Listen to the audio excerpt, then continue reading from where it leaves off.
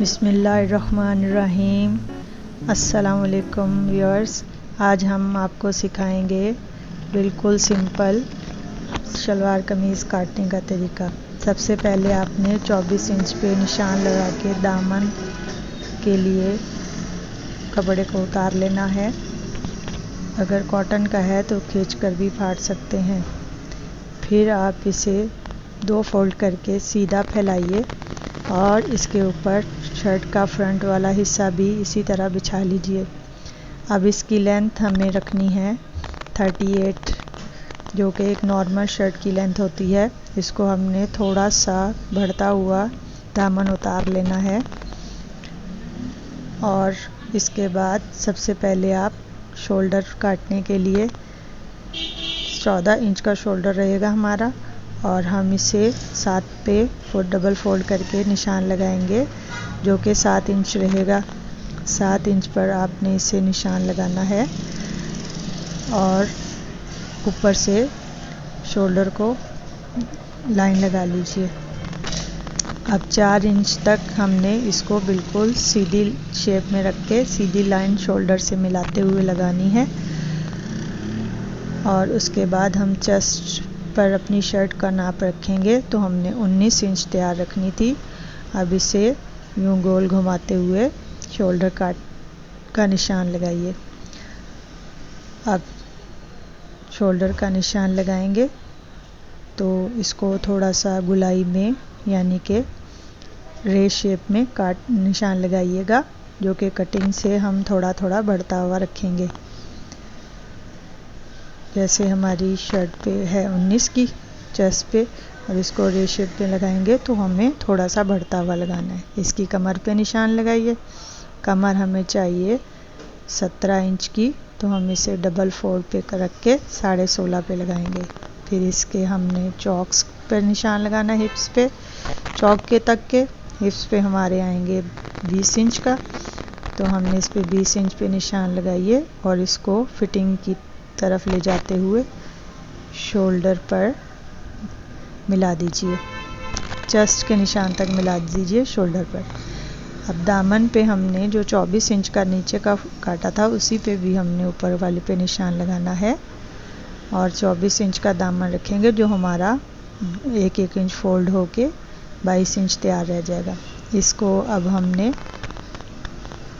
Chokes तक के बिल्कुल सीधे शेप में मिला लीजिए।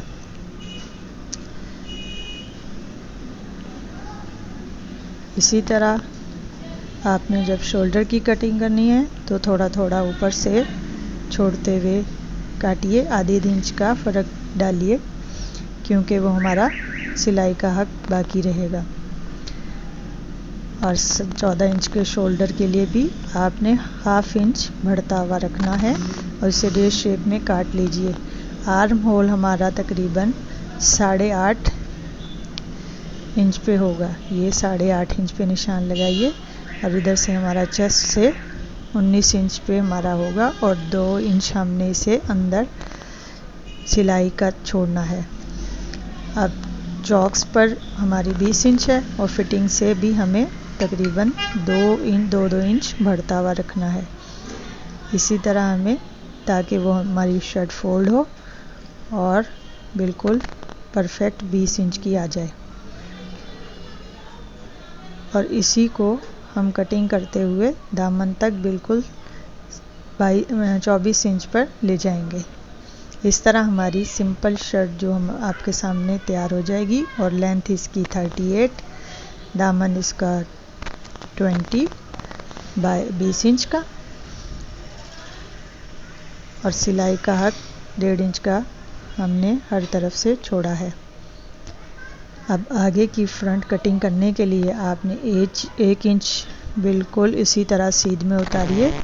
और आगे का आर्म होल काटने के लिए जैसे हमने बैक साइड पे करा था, इसी तरह हमने 13 रखना है। उसको फोल्ड किया तो 6.5 पे निशान लगाएंगे और इसको हमने डीप में थोड़ा काट लेना है। जैसे बैक को छोड़ के फ्रंट वाला हिस्सा आपने 13 तक सिलाई का हक छोड़ते हुए ही इसे थोड़ा सा डीप कटिंग करेंगे तो वो फ्रंट कटिंग का हमारे पास सीधे से आ जाएगा। इस तरह हमारी शर्ट काट के तैयार हो जाएगी। अब आस्तीन के लिए हमारे पास इन्होंने कम कपड़ा, अक्सर हमारे पास कम कपड़ा होता है, तो इसको लेंथ बढ़ाने के लिए जो हमारे पास दामन से उतरा था हमने वो बिल्कुल सीधा करके 7 ज्वाइंट कर लेना है ताकि हमारी लेंथ बाजू की पूरी हो जाए। अब हमने इसको रखना है 20 इंच पे 21, तो इसको हमने निशान लगाना है। आगे का हिस्सा फोल्ड के लिए छोड़ देंगे 1 इंच और पीछे 20 इंच पे निशान लगाते हुए इसको आर्म होल की तरह ऊपर से ज़्यादा और नीचे से थोड़ा सा कम करते हुए गुलाई में आर्म होल काट लेना है। कम से कम 2 इंच तक के इसको गुलाई में काटेंगे। और यहाँ से हमारा आर्म होल जो है 8 इंच पे था और हमने इसे रखना है 9.5 पर। 1.5 इंच हमने बढ़ता हुआ काटना है ताकि हमारी आगे की कटिंग की हुई है जो उसका आर्म होल कटिंग के साथ पूरा हो जाए, बाजू के साथ बिल्कुल लग के सही आ जाए। ये हमारी बाजू की कटिंग हो गई। अब हम आपको बताते हैं ट्राउज़र यानी बिल्कुल पैंट ट्राउज़र की कटिंग का तरीका। अब हमने बिल्कुल 2 तह लेके इसको सीधा कर लेना है और इस पे हमने 38 का ही हमारा ट्राउज़र की लेंथ रहेगी। 2 इंच हमने नीचे से और 2 इंच हमने ऊपर से छोड़ देना है ताकि हमारा रबड़ का हिस्सा 2 इंच में आ जाए और 2 इंच का हमारा नीचे से फोल्ड के लिए तैयार बच जाए। अब उस पर हमने उसे सीधा निशान लगाए और 2 इंच का छोड़कर उस पर भी निशान लगा लें। इसकी ऊपर से कमर हमारे पास होगी 24 इंच पर। 24 इंच पे हमने इसे निशान लगाना है। 2 इंच तो हमने रबड़ के लिए छोड़ना है और इसको हमने 5-6 इंच पर सीधा काटते हुए और हिप से हमने इसको निशान लगाना है। आसन पर से हमारा ये रहेगा 17 इंच, तो हमने इसको बिल्कुल रे की तरह शेप में काट लेना है। अब 17 इंच पे हमने निशान लगाते हुए इसको नीचे मोहरी तक के काटिए और नीचे मोहरी का निशान लगाइए जो कि हमारे पास 8 इंच का आएगा और इसको उसके साथ मिलाते हुए आसन तक ले जाएंगे। ये हमारे पास 8 इंच का मोहरी का आ गया और इसको सीधा काट लीजिए। ये तो हो गया बैक का। और अब हमने फ्रंट बनाने के लिए हम इसको रखेंगे और इसके ऊपर रखेंगे हम जो बैक काटा है। फ्रंट काटने के लिए हमने इसको 2 इंच छोटा काटना है फ्रंट, इसलिए हमने ऊपर का 2 इंच फोल्ड कर लिया ऊपर साइड पर। और इसको ये बिल्कुल आसान तरीका है। इसको हमने नापा तो 24 इंच का फिर हम इसको रखेंगे।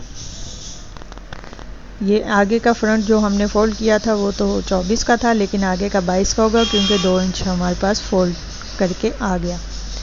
अब इसको सही तरीके से एडजस्ट कर लीजिए और इस पे साथ साथ इसके कटिंग करते जाइए जैसे हमने पहले शेप में कटिंग करी थी।